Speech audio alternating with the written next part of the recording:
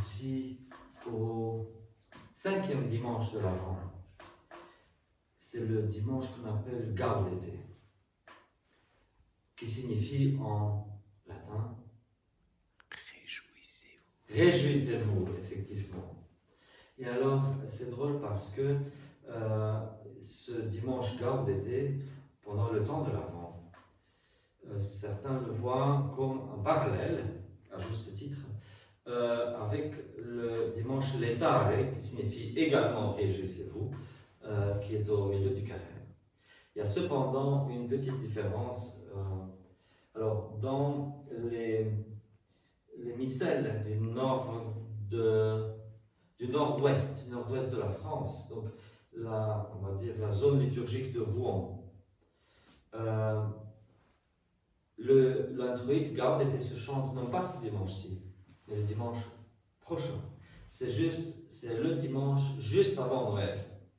Et si dans nos usages, en Belgique et ailleurs en Occident, on a le dimanche Gaudete un dimanche plus tôt. Voilà, c'est ça la différence. Donc ce n'est pas un dimanche de la mi-avant, comme disaient certains. Non, c'est pas de la mi-avant. Tout simplement, l'Avent et le carême ont quelque chose de différent dans leur mouvement, j'ai envie de dire. Le carême, c'est on descend. Puis la semaine sainte, passion. Le Christ est tombé, mais il ressuscite. L'Avent, c'est on monte, au pied de la nativité, de l'épiphanie. Donc c'est ça la grande différence. C'est pour ça que c'est pas un répit dans l'Avent, c'est pas la mi-avant, c'est juste que ça s'approche. C'est juste pour dire, en fait, que ça soit le dernier ou l'avant-dernier dimanche de l'Avent, c'est comme pour dire, il est tout proche. D'ailleurs, la liturgie d'aujourd'hui me dit, il est tout proche. Les collectes d'aujourd'hui, la collecte, tout ça, et les autres prières nous disent, il est proche. Donc, pour dire, voilà. Et, bien sûr, ça signifie deux choses. D'un côté, ça signifie que le deuxième avènement du Christ est proche, relativement proche, mais aussi ça veut dire que la fête de Noël est proche, mais là, pas de façon relative. Qu'est-ce que je vais dire aujourd'hui?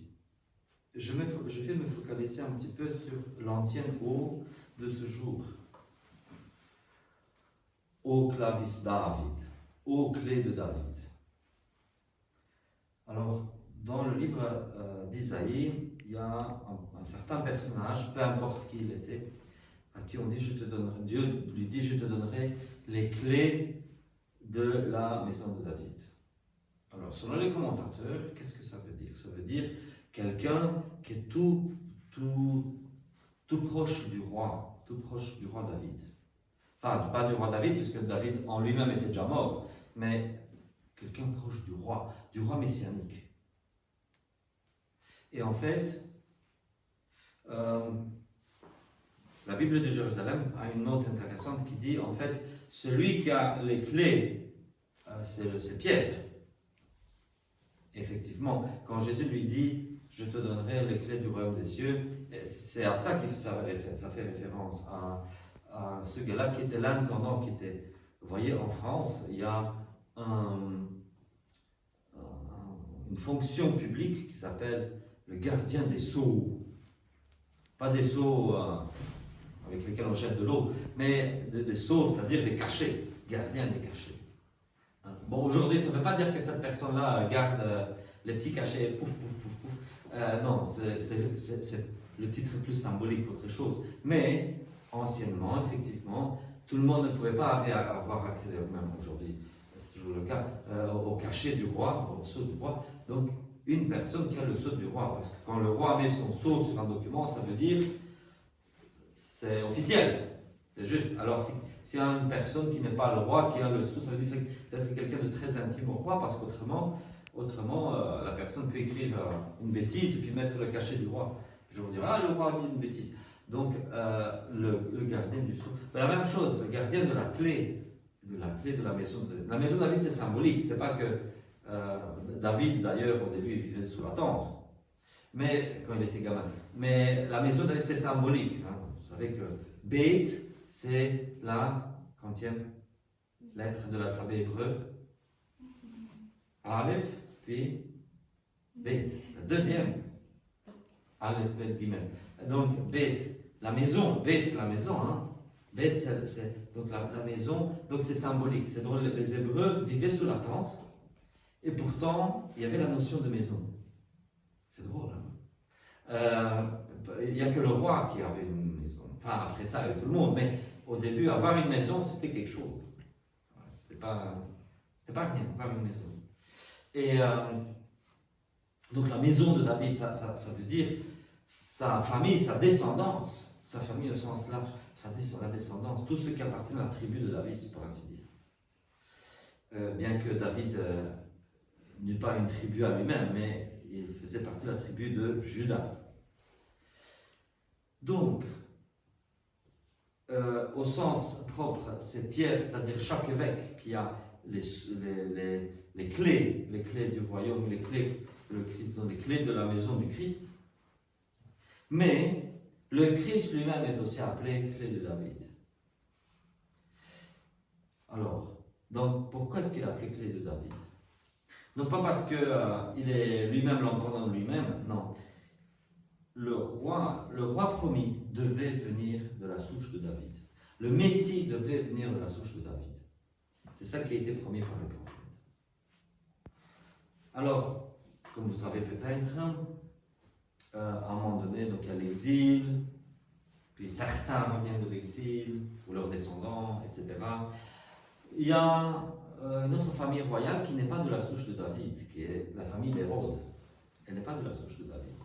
Et d'ailleurs, le roi Hérode, il est soumis à l'empereur romain, puisque les Romains avaient occupé. Donc c'est un roi, mais plus pour la pompe et le titre qu'autre chose. C'est comme je vous dis, le gouverneur de la province de Namur. Le gouverneur n'a pas beaucoup de pouvoir. Même si, l'année de l'indépendance de la Belgique, le gouverneur de la province, c'est lui qui a déclaré l'indépendance de la province de Namur par rapport aux Pays-Bas. Donc il avait un pouvoir waouh! Et aujourd'hui, il a un peu avec la culture et tout ça. Enfin, donc pour vous dire que le titre est toujours là, mais voilà, c'est la même chose avec le roi Hérode. Ah, il est roi. Il s'habille dans des vêtements, je ne sais comment, et puis le roi. Mais en fait, c'est le Romain qui avait tout le pouvoir. Lui était juste un petit soumis romain. Mais le roi Hérode n'était pas de la souche de David. C'est pour ça que plus tard, quand les mages vont arriver, ils vont dire nous sommes arrivés parce qu'un nouveau roi est né. Qu'est-ce qu'Hérode s'est dit? Mais merde, c'est le légitime qui arrive, et moi je ne suis pas légitime, il faut que je le tue. C'était pour ça. Parce qu'il n'était pas légitime. Donc voilà, on promet, en gros, parce qu'autant, donc c'est Isaïe, c'était tard, Isaïe, on promet quelqu'un qui aura les clés de la maison de David. En fait, j'ai envie de dire comme ça, que le Christ arrive comme descendant de David, il devient pour être la tête de la maison de David. Donc d'abord il entre, je dis symboliquement, il prend les clés, il entre dedans, et puis quand il est dedans, il remet la clé à Pierre, c'est-à-dire à l'évêque, à chaque évêque. Et par les évêques, à nous prêtres, parce que nous héritons de ce pouvoir des clés pour absoudre les pénitents, par exemple. Donc, le Christ est le descendant de David, le Christ doit être. Alors, aujourd'hui, si nous regardons les juifs non messianiques, c'est drôle de dire juifs non messianiques, voilà, il y en a, la grande majorité n'attendent plus le Messie, ils disent oh le Messie c'est une invention, ça n'existe pas. Et puis il y a une petite minorité d'entre eux qui croient toujours que le Messie n'est pas venu et qu'il va arriver. Ok. Alors comment est-ce qu'on va savoir qu'il est de la souche de David? Puisqu'aujourd'hui les Juifs sont tous mélangés entre eux. Et comment est-ce qu'on peut être sûr que le descendant, qu'il soit de la souche de David? Donc cela est impossible de nos jours. Mais cela était possible au temps de Jésus de Nazareth. Parce qu'à ce moment-là, on savait qui était de quelle tribu. Bon, c'est aussi mélangé un peu, mais c'est on pouvait savoir qui est par la lignée paternelle. Et alors, comment le Christ est-il descendant de David? On a deux généalogies dans le Nouveau Testament. Une qui est bonne une qui est fausse. Matthieu veut faire descendre Jésus de Joseph en disant, d'accord, c'est pas son père biologique, mais Joseph est son père adoptif. Et en tant que fils adoptif de Joseph, et Joseph est de la souche de David, c'est comme ça que Jésus est descendant de David. Mais il y a un petit problème parce qu'il y a Jéconie là-dedans, qui est un personnage problématique. Mais il faut chercher cette autre généalogie chez Luc.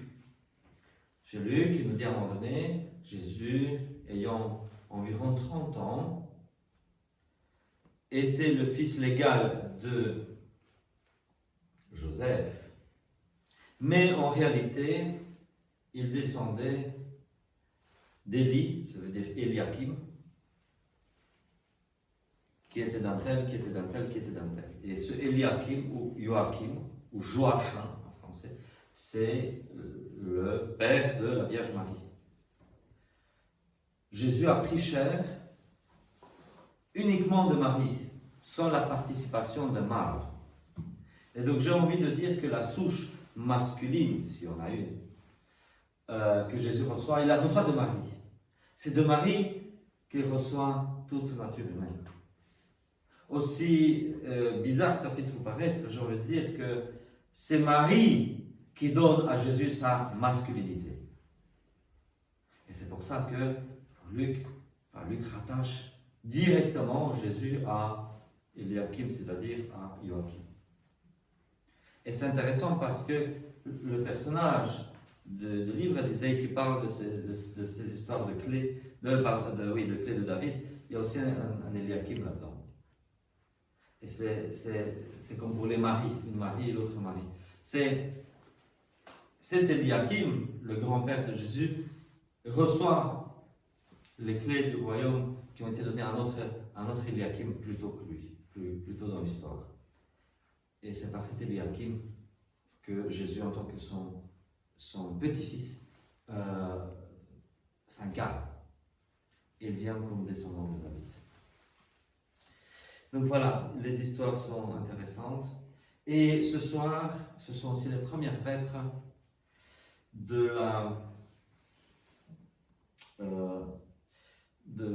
l'invention des reliques de Saint Jean-Baptiste. Invention, ça ne veut pas dire comme j'ai inventé un mensonge. Non, invention signifie découverte. Découverte des reliques présumées, parce que très probablement, c'était même pas les vraies reliques de Saint Jean-Baptiste. Mais pourquoi est-ce que ça se fait pendant le temps de l'Avent? C'est symbolique, j'ai envie de dire. C'est parce que Jean-Baptiste, ce sont l'un des, j'ai envie de dire, des trois compagnons principaux du temps de l'Avent, qui sont Jean-Baptiste, Isaïe et la Vierge Marie. Bon, puis tous les prophètes, après ça, mais les trois principaux sont eux qui nous accompagnent tout au long du temps de l'Avent. Pourquoi ces trois-là? Parce que la Vierge Marie est enceinte et attend de mettre au monde le Christ. Parce que Jean-Baptiste se trouve sur la rive du Jourdain et il dit repentez-vous et que le Christ va venir. Et au nom, lui sans péché, il est le personnage représentatif de toute l'humanité et en sa personne, il reçoit le baptême pour toute l'humanité. Donc Jean-Baptiste, c'est celui qui accueille le Christ pour ce baptême.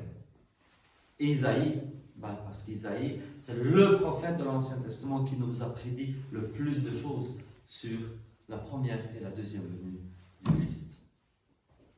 Ce soir, je vous laisse en compagnie aussi du roi David. David n'a rien écrit en tant que tel. Probablement, il a écrit des choses parce qu'il était roi, mais David était un prophète aussi. Il y a beaucoup de rois qu'il y a eu en Israël. Tous n'ont pas été prophètes, mais David a aussi été prophète. Et David a aussi été pécheur. David a commis des péchés, et des péchés personnels, et puis quand tu es roi, c'est un peu plus grave que Monsieur Tout-le-Monde. Quand il y a le mendiant devant la gare de Namur qui dit un mensonge, on veut dire que c'est moins grave, c'est le roi qui dit un mensonge à la télé. Mais voilà, c'est pour ça que David, ses péchés sont devenus publics, j'ai envie de dire. Pas les petits péchés du genre j'ai trop mangé ce soir, mais il y a des péchés qu'on lit dans l'Ancien Testament où il a quand même fait des trucs. Hein. Et David nous a laissé des psaumes dans lesquels il prédit. Voilà, David a chanté. Hein. Probablement au début il ne savait pas écrire parce qu'il jouait les psaumes hein, sur son instrument de musique. Je ne sais pas si c'était une sorte de harpe, guitare de l'époque, sitar, voilà. Sorte de truc. Il jouait des psaumes qu'il a lui-même composés, et puis probablement qu'il est devenu roi, on lui a quand même appris à lire et écrire, et probablement qu'il a mis ça par écrit, ou bien c'était les gens autour de lui qui ont mis ça par écrit. Mais voilà, David, il a prédit beaucoup de choses sur le Christ. Et David dit, entre autres, le Seigneur a dit à mon Seigneur, assieds-toi, entre autres, etc.